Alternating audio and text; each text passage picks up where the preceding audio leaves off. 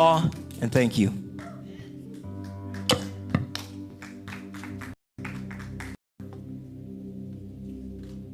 Good morning. That went really fast. You ever notice how when you don't want to do something, things happen in a light speed? But then when you do want to do something, it takes like years for you to get there. Normally, I've been going to Shine for about 6 years now, and devotional, worship is about 40 minutes long for me. Today it felt like 2 minutes. So bear with me.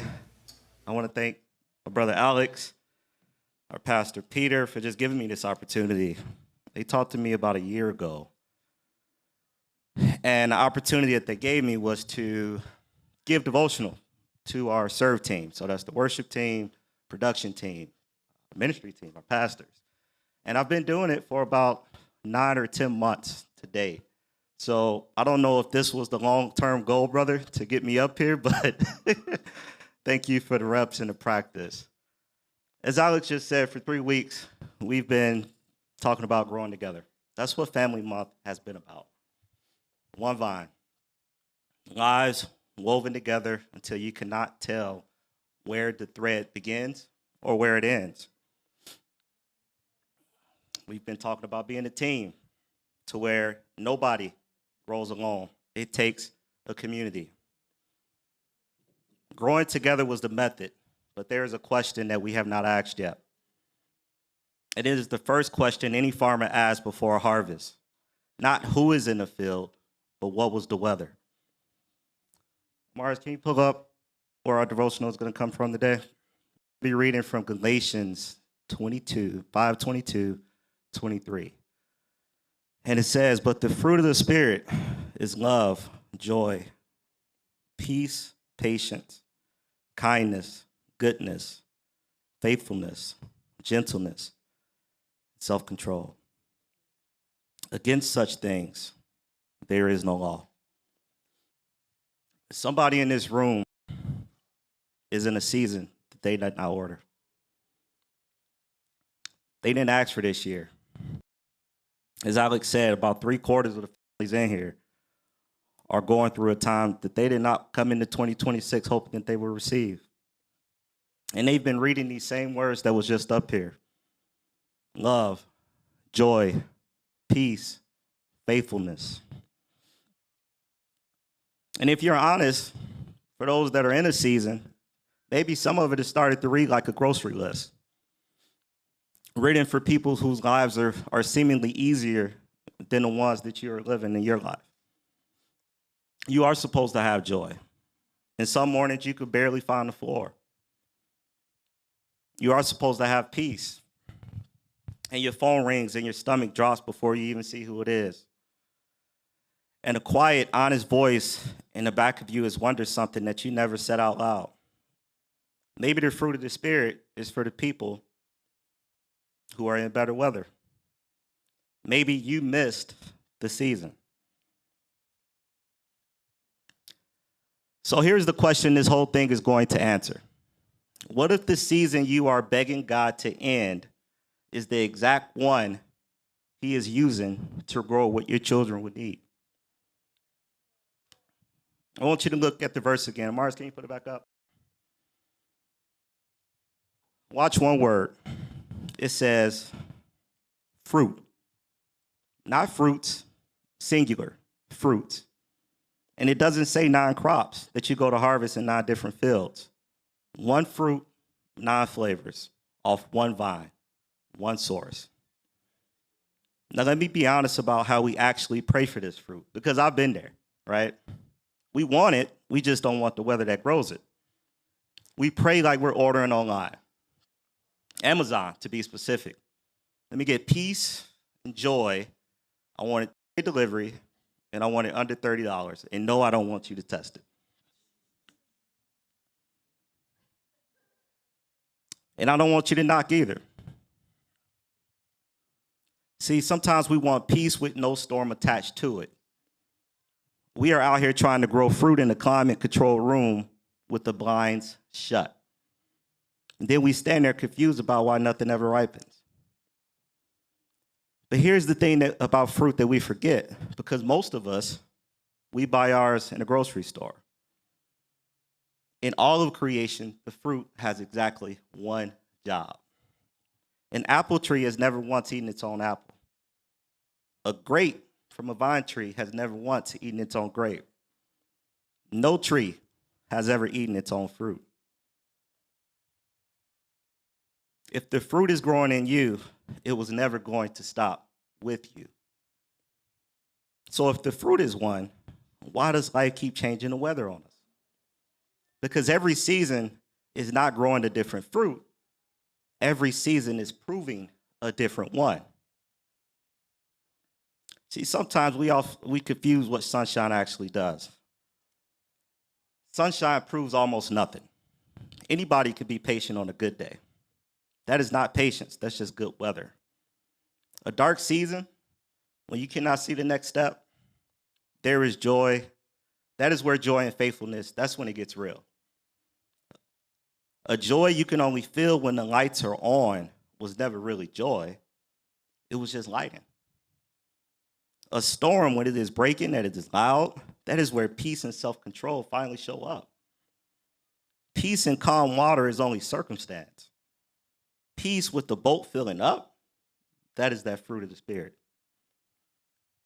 A bad season when people have been hard, they've wronged you, that is the only place that love and gentleness is ever really tested. Because love that costs you nothing was never really love. See, we keep praying for sunshine, but what we fail to realize is sunshine grows the least fruit of any season that there is. Some fruit cannot grow any other way. There are seeds that will never flower unless they grow through the cold first. There is fruit that only turns sweet after a frost because the cold is the very thing that makes the sugar. There are roots that only grow deep in a drought because the easy water dried up and the plant was forced to send its roots down. And the two things this whole book leans on the hardest is the wine and the oil. Both come from crushing. There is no wine without the grape breaking. There is no oil without the press. So let's look where Jesus went the night before the cross. A garden, and the garden had a name. Gethsemane. And it means oil press. Before he went to the cross, he went to the press. He knew that the fruit that would feed the entire world was never going to come from an easy night. The storm was never the interruption of your fruit. The storm was the orchid.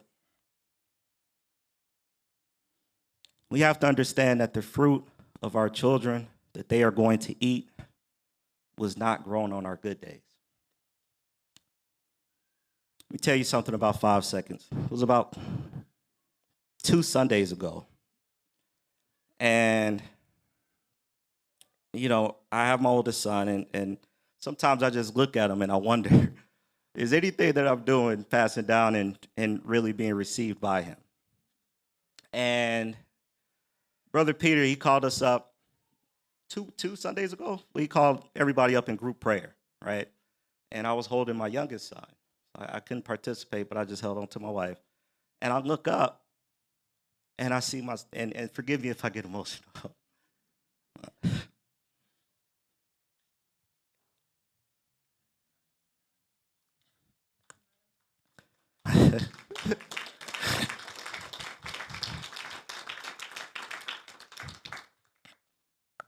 I look up, and in a half second, I see my son leading his group in prayer.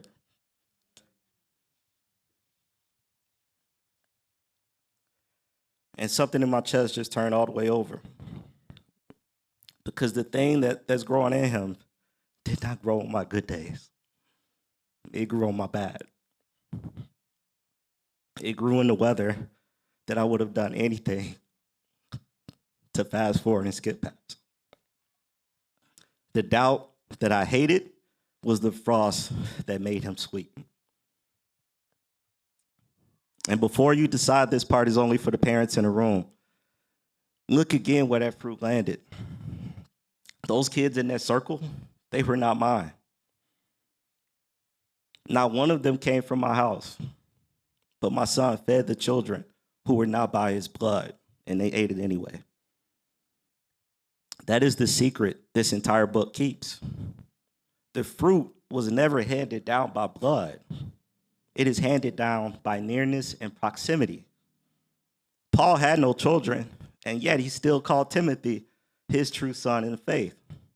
Elijah had no son, and Elisha caught everything that he carried. Naomi never gave birth to Ruth, and Ruth would not leave her side.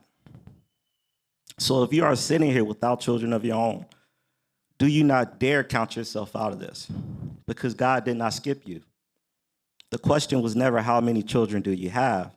The question is who is younger than you and close enough to watch you in the weather that you are going through, because somebody is. You do not need a bloodline to hand down your fruit. You just need somebody near. And here's the grace under all of it.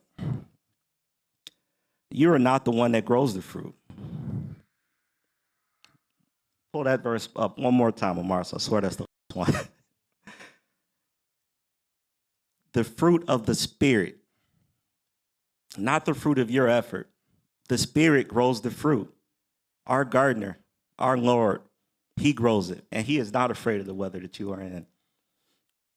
He is more committed to your fruit than you are, and here's why.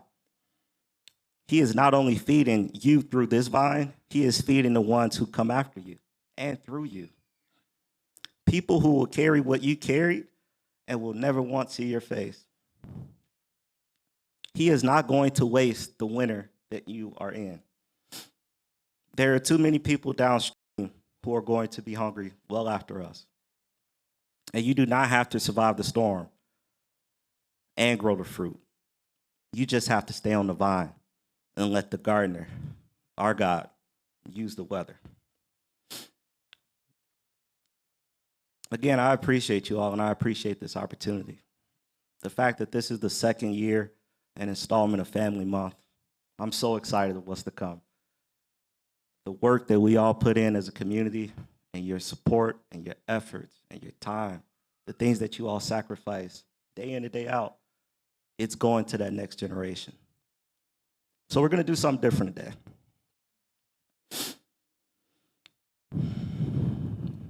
Our pastors are going to close us out, but I want us to make one line, and we're going to do a visual. And how we're going to do it is the oldest person in the room, and Lucho, I promise we're not picking on you, but if you could come up, he's not in here right now. Somebody grab him. Thank you, brother. So we're going to have the oldest person in the room all the way down to the youngest child who can hold something. And what we're going to do is we're going to give the representation of what it means to place the fruit of the Spirit in one hand and pass them down to the next. And each fruit is going to travel hand to hand down the entire line until it reaches the youngest. And then we're going to start with love first, then joy, then peace, and then we're going to pass each and every one. And through this exercise, nobody is going to get skipped, because that's the whole point. We have to understand that fruit does not jump a generation, it travels through one. The oldest hands in the room have been through the most weather. And every hand it passes through has weathered something that the hands after it has not seen.